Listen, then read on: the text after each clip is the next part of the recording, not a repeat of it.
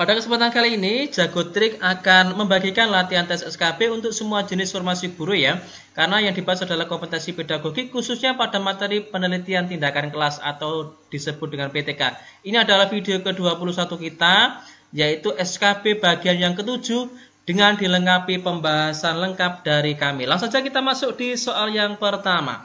Hipotesis yang diturunkan dari teori yang sudah banyak dikenal dan mempunyai kontribusi dalam dunia ilmu pendidikan dinamakan A. Hipotesis deduktif, B. Hipotesis induktif, C. Hipotesis kerja, atau D. Hipotesis nol.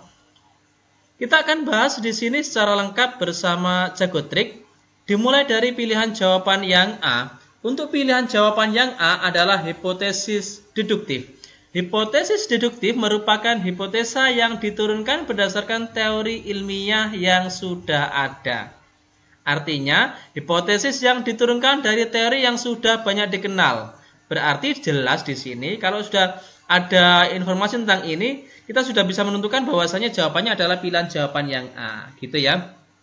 Terus bagaimana yang disebut dengan hipotesis induktif itu? Kita akan bahas di sini. Hipotesis induktif itu adalah hipotesis yang diturunkan berdasarkan pengamatan untuk menghasilkan teori baru. Di sini pada penelitian kualitatif. Oke, bisa dibedakan. Kalau hipotesis deduktif adalah hipotesis yang dirumuskan berdasarkan teori yang sudah ada, yang telah ada. Kalau hipotesis induktif, itu hipotesis yang diturunkan berdasarkan pengamatan untuk menghasilkan teori baru. Gitu ya. Terus bagaimana dengan hipotesis kerja dan hipotesis nol? Kalau hipotesis kerja, yaitu jawaban sementara yang sebenarnya, yang merupakan sintesis dari hasil kajian teoritis. Hipotesis kerja biasanya disingkat dengan H1 atau HA. Kemudian, yang pilihan jawaban yang D, hipotesis nol, di sini biasanya disebut dengan hipotesa statistik, yaitu merupakan lawan dari hipotesis kerja dan sering disingkat dengan HO. Seperti itu. Jadi, di soal nomor 1, jawaban yang benar adalah pilihan jawaban yang A. Ya. Baik, kita akan lanjut di soal nomor 2, pembahasan latihan tes SKB bersama Jagotrik, khususnya pada materi penelitian tindakan kelas. Tulisan tentang sebuah topik biasanya disusun berdasarkan paragraf-paragraf. Pertanyaannya, yang dimaksud dengan paragraf dalam laporan PTK adalah A. Kumpulan gagasan yang ditulis peneliti, B. Ungkapan penulis yang memiliki kesatuan ide dan pikiran, C. Kumpulan kalimat kurang lebih sebanyak setengah halaman yang dimulai dengan baris baru, D. Buah pikiran para pakar yang dikutip oleh peneliti. Baik, di sini paragraf pada sebuah PTK di sini adalah kumpulan kalimat kurang lebih sebanyak setengah halaman yang dimulai dengan baris baru. Jadi jawabannya adalah pilihan jawaban yang C ya. Selanjutnya kita masuk di latihan nomor 3. Pada nomor 3 di sini, mengapa PTK harus dilakukan per siklus untuk titik-titik ya. Kalau kita ingat PTK kan ada siklus 1. Kalau kurang memuaskan, diperbaiki pada siklus 2. Jika hasil pada siklus 2 masih belum memuaskan, maka dilanjutkan pada siklus berikutnya yaitu siklus 3. Apabila di siklus 3 hasilnya sudah mencapai hasil yang maksimal dan dirasa sudah baik, maka penelitian tersebut dihentikan di siklus 3. Tapi misalnya di siklus 1 masih gagal, ada kendala-kendala, hasilnya masih belum memuaskan. Di siklus 2 ternyata sudah memperoleh hasil yang memuaskan dari segala sisi. Maka penelitian dihentikan pada siklus 2, seperti itu. Pertanyaan di soal nomor 3 di sini, mengapa PTK harus dilakukan per siklus? A. Mempertinggi akurasi, B. Memperoleh hasil yang valid, C. Memperoleh perbaikan yang optimal, atau D. Memperoleh presisi yang tinggi sesuai dengan tujuan penelitian.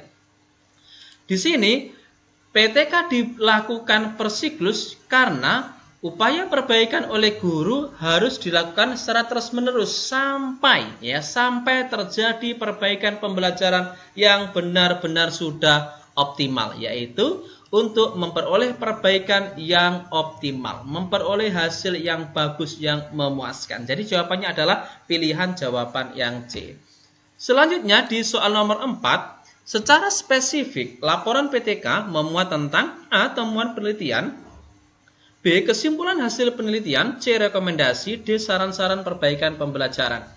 Oke, di sini yang ditanyakan adalah secara spesifik keseluruhan dari laporan PTK tersebut memuat apa, kan gitu ya. Laporan PTK di sini secara spesifik memuat saran-saran perbaikan pembelajaran. Jadi jawabannya adalah pilihan jawaban yang D. Selanjutnya kita masuk di soal nomor 5. Di soal nomor 5, pada dasarnya tujuan penelitian berfungsi sebagai A. Pedoman bagi peneliti untuk menjalankan aktivitas penelitian tanpa kesalahan, baik yang disengaja maupun tidak disengaja.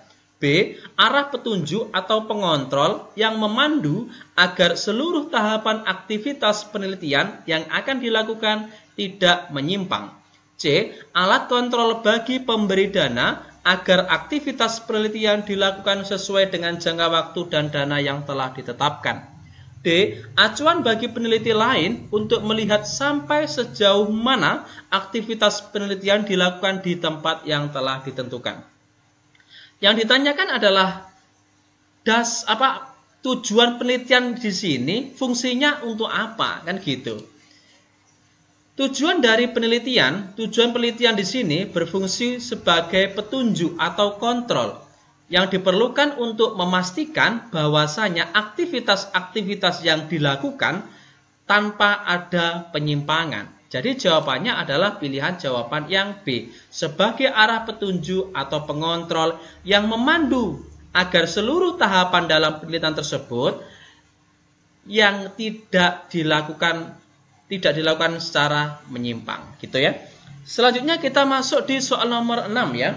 Untuk soal nomor 6, hipotesis yang menguji penerapan metode belajar tertentu dengan capaian hasil belajar siswa merupakan salah satu contoh hipotesis yang baik dilihat dari sudut A. Ada kemungkinan hipotesis tersebut tidak benar. B. Sifat kemustahilan dari pembuktian hipotesis tersebut. C. Penggunaan dua variabel dalam hipotesis tersebut. Atau D. Rasionalitas yang dapat diukur dari hipotesis tersebut. Baik, di sini salah satu karakteristik hipotesis yang baik adalah menggunakan dua variabel atau lebih. Jadi jawabannya adalah pilihan jawaban yang C. Penggunaan dua variabel dalam hipotesis tersebut. Lanjut kita di soal berikutnya nomor 7. Judul PTK harus menggambarkan A. Upaya perbaikan pembelajaran, B. Masalah pembelajaran, C. Masalah penelitian, D. Perbaikan sistem persekolahan. Judul penelitian biasanya upaya untuk meningkatkan bla bla bla bla melalui metode atau menggunakan media bla bla bla di sekolah ini, tahun pelajaran seperti ini, itu ya. Jadi judul PTK tersebut, PTK adalah jenis penelitian yang berfokus pada perbaikan pembelajaran di kelas, bukan masalah pembelajaran secara umum. Masalah pendidikan atau persekolahan ya. Jadi PTK tersebut merupakan masalah-masalah yang spesifik. Jadi judul PTK harus menggambarkan upaya perbaikan pembelajaran. Adalah pilihan jawaban yang A. Selanjutnya kita masuk di soal nomor 4. Nomor 8 ya. Sistematika PTK sebagaimana ditetapkan oleh Dirjen Dikti harus memuat abstrak penelitian. Berikut rambu-rambu penulisan abstrak penelitian, kecuali A. Difokuskan pada saripati penelitian, B. Menggambarkan aspek terpenting dari temuan penelitian, C. Disajikan secara runtut, singkat, dan padat, D. Merupakan ringkasan penelitian. Baik, di sini abstrak penelitian bukanlah ringkasan, tetapi merupakan intisari atau saripati atau aspek penelitian atau yang dianggap penting. Jadi aspek abstrak di sini harus disajikan secara runtut, singkat, dan padat. Jadi jawabannya adalah pilihan jawaban yang D, merupakan ringkasan penelitian, karena abstrak di sini bukan sebuah ringkasan ya. Selanjutnya kita masuk di soal nomor 9 ya. 3 hal penting dalam penyusunan kerangka teori penelitian. A. Judul, subjudul, penjelasan untuk tiap variabel. B. B. Struktur kesatuan keterkaitan antara hal-hal yang dibahas. C. Pembahasan pendahuluan latar belakang pembahasan tiap temuan. D. Teori praktek implikasi yang harus diperhatikan. Kerangka teori penelitian memberikan gambaran utuh struktur penelitian yang dilengkapi dengan hubungan antara hal-hal yang diteliti. Jadi, ada struktur kesatuan keterkaitan antara hal-hal yang dibahas. Pilihan jawaban yang B.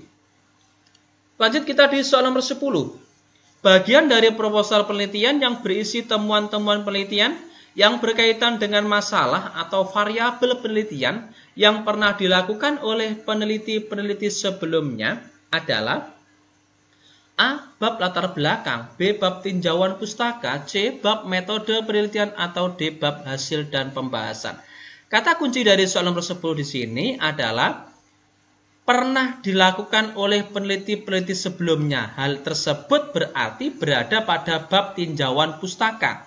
Karena pada bab tinjauan pustaka disarikan dari teori dan hasil penelitian yang terkait dengan masalah yang akan diteliti. Jadi jelas jawabannya adalah pilihan jawaban yang B. Oke, demikian video dari kami, Jago Trik. Semoga bermanfaat.